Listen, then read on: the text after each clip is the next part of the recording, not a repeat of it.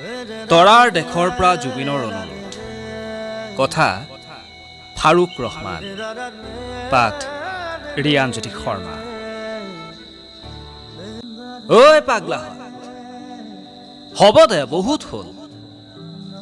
Justice for Zubeen Zubeen বুলি কোৱা বন্ধ কৰ। মই ন্যায় পালেও পাম, নাপালেও নাই। তহঁতৰ মৰমতেই মোৰ আত্মাই শান্তি পাইছে। I hate politics. মই কিন্তু ভবা নাছিলোঁ মোৰ মৃত্যুক লৈ যে ৰাজনীতি হ'ব বুলি।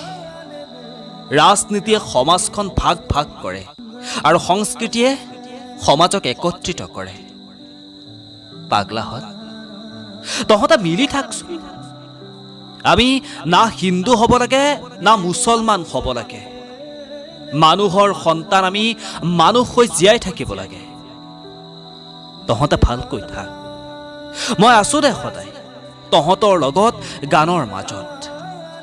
আৰু সেই গৰুকেইটাক কৈছোঁ, লিচেন টু মি। তহঁতে আত্মহত্যাৰ চেষ্টা কিয় কৰিছা? বেয়া পাইছোঁ মই। মৃত্যুই সমস্যাৰ সমাধান নহয়। তহঁতে জীয়াই থাকিব লাগিব। মোৰ আধৰুৱা কামবোৰ এতিয়া তহঁতেই কৰিব লাগিব। মই নোহোৱাৰ বাতৰি পাই দীঘলী পুখুৰীৰ গছবোৰ বোলে কোনোবাই কাটিলে। দুখ পাইছোঁ মই। পাৰিলে তহঁতে কিবা এটা কৰ।